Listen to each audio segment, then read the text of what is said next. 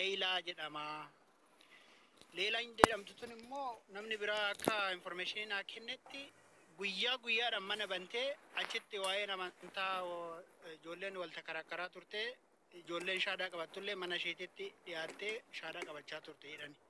Leilaan tun ishee taate nama biraa taate warri viidiyoo gizee isaan shaadaa qabsiisanii fi yeroo namni achitti ol mormu viidiyoo achitti waraabbattanii jiraattan hoo jiraattan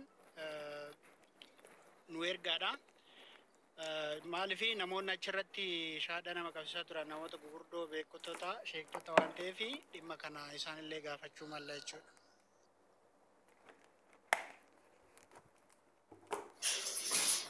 Okay, muta gala sono. Warri beektan garuu iyyaafatta.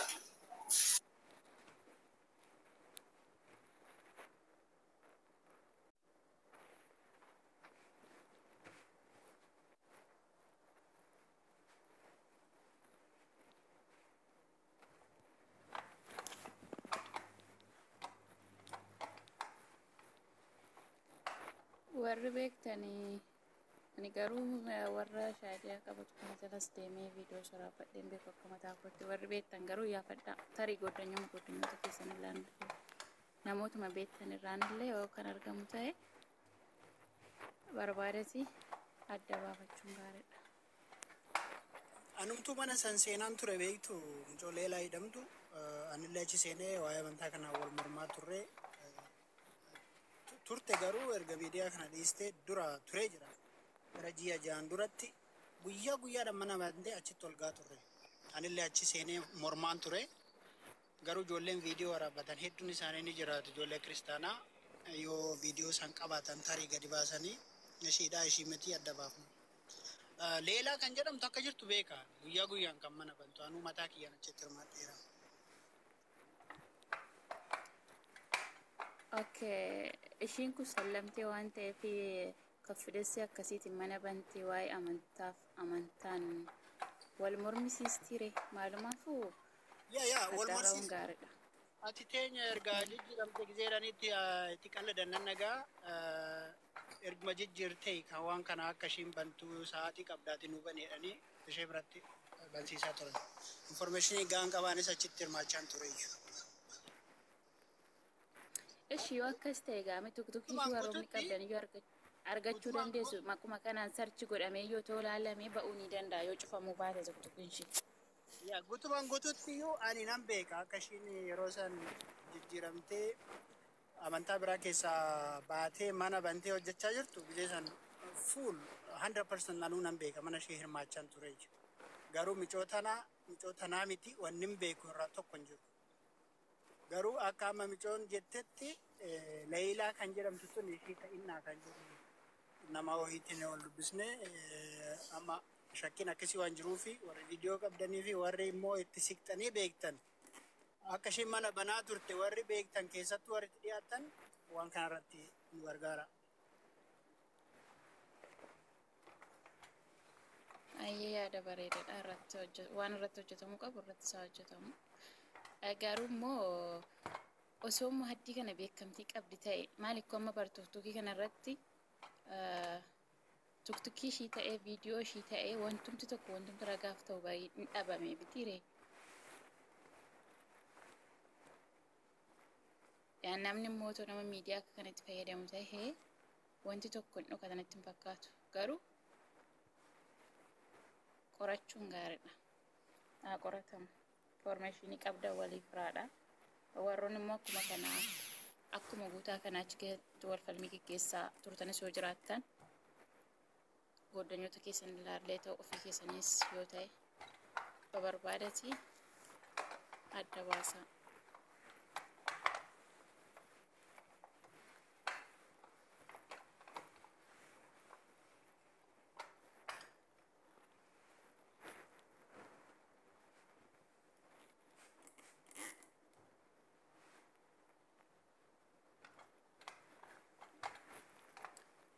Siifuu ani akka mataa kootti komintii ani hin beeku dhugaa dubbachuuf erguma isheen duuteen bare erga sumaatiin argesi sana dura maalirra akka turte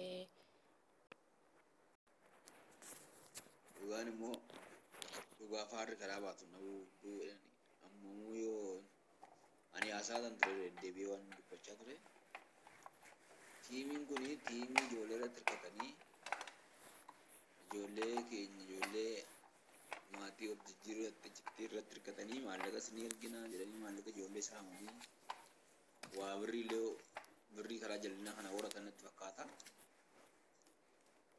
Tiimii akkasii kana gara fuulduraatti amma dhugaa obboleetti keenya barbaadatti gara fuulduraatti warra hattoota saamtota warra maafiyaa kanarraa sirriitti of eeguun akka barbaachisu. Jarri kuni birrii namaa nyaatanii birrii namaa ittiin sooromanii amma immoo lubbuu namaa nyaachaa jiru. Kana kan jechisiisu immoo nuyi agarree ragaa baana amma nama abaloota ajjeesichaa jirra odoo hin ta'in namni ishiin hidhata wajjin qabdu namni itti dhiyeenyani hidhata wajjin qabdu namni gara amantaa kana jijjiirsee namni beelota irraa biyya kana ishii fide namni ishiin bira boqotte namni ishiin qabeenya ishii maallaqa ishii bira kaawwachaa turte namni paaspoortii ishii illee na bira jira jedhee gara fiidhaa ragaa ofitti bahee namni kuni ishee shakkamaadha. Namni shakkame kun immoo gama seeratti nuuf haa ilaallamu. Seera jara goolee namni kun qoratamee yoo bilisa ta'e bakka ishii tokko hojjese akkuma isaan jedhan sana yoo ishii tokko hojjese ta'ee yakkamaan kun bilisa ba'e qaamni seeraa poolisiin qoratee yakkamaan kun bilisa yoo ba'e ishumatu miidhee jedhama. Yoo garuu amma ragaa qabatamaa qaama bilisa ta'e irraa amma ragaa qabatamaa hin argamanitti jabaannee itti deemna. Nuyi nama kamuu miidhuuf miti. Namni kamuu nama miidhuuf miti. Namni jibba namarraa nama dhuunfaadhaa warra qabu jiru. Namoonni baay'ee nama keessatti dubbattanis dura ishii hin beekne dhuguma namni ishii beeku jira. Illee hin beeku. Illee hin beeku. Aanaanuma kiyya keessadha hin beeku godhoo isa akka taate eenyu. Eeguma dubbiin ajjifamuu ishii kun dhagahame waa'ee ishii asuma miidiyaa kanarra kan inni bare. Wanni jechuu barbaadu duulli keenya duula dhugaa barbaadu malee duula nama dhuunfaa miidhuu miti. Duula nama dhuunfaarratti duuluu miti. Warra sagalee dhabaniif sagalee nan ta'a jedha Waaqayyo. Waaqayyotu sagalee namaa ta'a. Waaqayyo dhiiga namaa barbaada. Warra wal akkas fulbuu guddisan Waaqayyo gadi isaan deebise. Gadi isaan deebisee marga isaan nyaachisee warra bara. Kanaaf maal jechuun barbaadetti nanii dhugaa qabannee jirra. Dhugaan keenya kun immoo nama shakkine bira jira. Namni shakkine sun dhugaan qaba jedhee dhugaamaa qabu jechuun hin dandeenye. Dhugaan qaba jedhee dhugaa isaa fudhatee isaa booda dhugummaa isaa.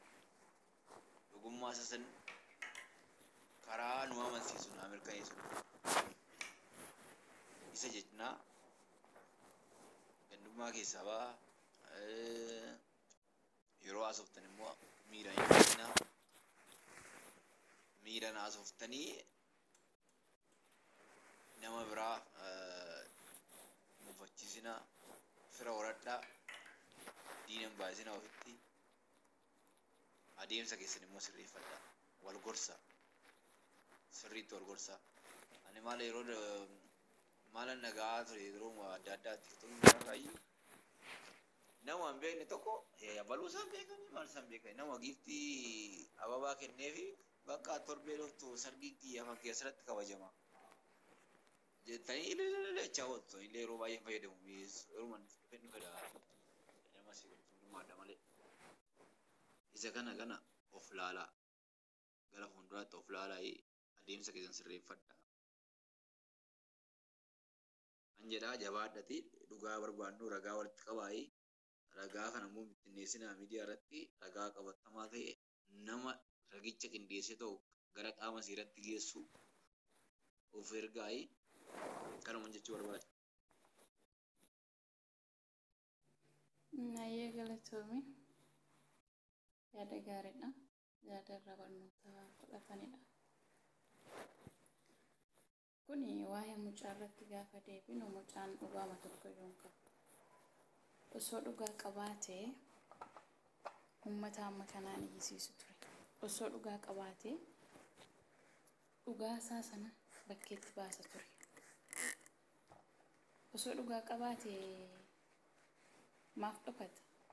Maaf dhoksee geggeessuu filata? Toreeffi kun harkatti qabamuu baate gargaafuma bakkeetti boosana biyya gala ture miti amma kanaayyuu bubbulee ture. Kana jechuun asiif achi naqabee osoo hin taaniin harkuma jiraatti miidhamte jechuudha walumaa galatti. Itti yaadanii haa ta'uu baatu, beekanii haa ta'uu baatu, akka dingataa akka tasaa haa ta'u harkuma jiraatti kan miidhamte. Kun dhibbaan dhibbatti jara sararamee waan beekamuu qabudha. Asiif achi waan hin qabneef maaliif ragoota baay'eetu akka jira waan ta'eef jechuudha. Akka kana jennu kan nu taasisu ragaan isuma irratti ragaa ba'an wantoota baay'ee haasaa isaanirraa, gocha isaanirraa, waan isaan bira turerraa jechuudha. Kanaaf an akka nama dhuunfaa tokkotti akka kanatti yaada akka kanatti jedhees tilmaama. Maaliif namni koo ragaa kana hunda ragaa qubsa kana hunda osoo hin ta'in shakkamee jiru shakkamaadha yoo jedhame seeratti dhiyaatee seeraan qoratama. Yoo dhuguma yakkicha irratti hirmaates yoo bilisa ta'es jechuudha. Kun immoo hin taane. Haala gammaatti kan dhibe kan gaafinachi ta'u namni kun shakkamaadha jedhamee haga hammaatti torbee tokko ol ta'eeraam. Namni iyyaa jira. Miidiyaan itti iyyaa jira. Maalumaaf qabamee qoratamuu dadhabe. Silkii isaa irratti maaliif qorannoon gaggeeffamuu dadhabe? Mana inni keessa jiraatu irratti maaliif qorannoon gaggeeffamuu dadhabe? Safara isaatti maaliif qorannoon gaggeeffamuu dadhabe? Inni qaama isaa inni ashaaraa isaa yoo aafuuti jechuudha. Namatu dhabame moo? Nama mucaa kana qaama seeratti dhiyeessutu dhabame moo? Qaama seeratu dhimma kana nama hordofu jechuun maal waan akka jedhamuuf nama dhufaaf. Maaliif kan jedhu waan akka gaaffiidha. Innumtuu immoo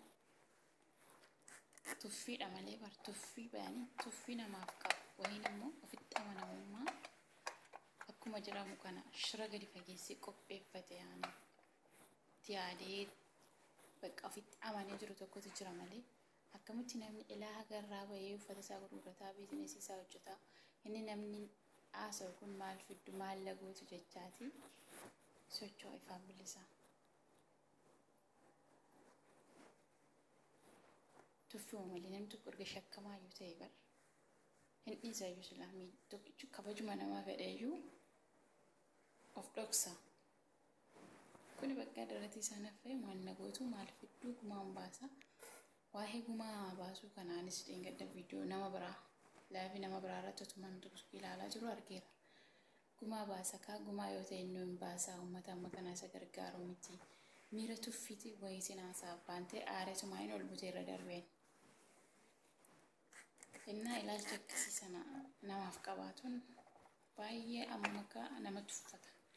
Tuffii akkam akka namaa qabu agarsiisa. Kanaaf warroonni yaada biraa qabdan itti fufuu dandeessu. Galatoomaa nagaan bulaa halkan gaarii. Maal jechuudha jedhataayyee nagaan bulaa maal ganaadha sa'aatiin. Mucayyoo suusiyyee jettuni mana kiyya jalatti dhuftee waan hin taane dubbatte asirra deemte immoo isinitti jetti. Dura isaaniif dubbatte har'a immoo gara keenya ta'a. Asii immoo amma riipoorti gosi ta'e yaada dhuguma yaada dhugaan eeggatu ta'e maatti beekan nama akkana. Kanaaf bakka walma keessanii sirreeffadhaa akka jiru. Kam isheen lubbuu?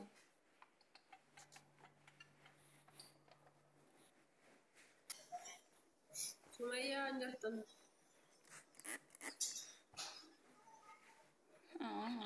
Maashin falmaama turte bar. Shin ergamtee dhufte formation kunaanudha. Dhiisime dhiisi. Kootu ol galchaame iyyuu hunda'u gaafa nirraa qabaanne. Maal goota ol galchitee mataaf dhukkubsata geeftee koo akkattuu yaanni namaa si galaa. Laadeenga kaleessa mana kiyya jalatti ani isheen dubbattu kabiraatti biloo kataate. Har'ammu kabiraatti. Maaliif afaan lama taatanii jiru? Formation kunaanuu dhufte. Wakkee silkiin haasaa ture jara nagaa silasii keessumachaa jirtu dheetananii namoota baay'ee gadgalgashee tsalootiirra jiran namni kun maaluma jedhan maaltu dhalatee biyyi koo tsalootiitti galee. Qoy garuu guruuppis kanatti maanuu dabaluu iddanii warri guruuppii keessan ta'an. Nama fooloo nan goone. Gargaarsi keenya isin barbaachisu. Maal galchimeedha? Maal hojjettan si galcheedhaa?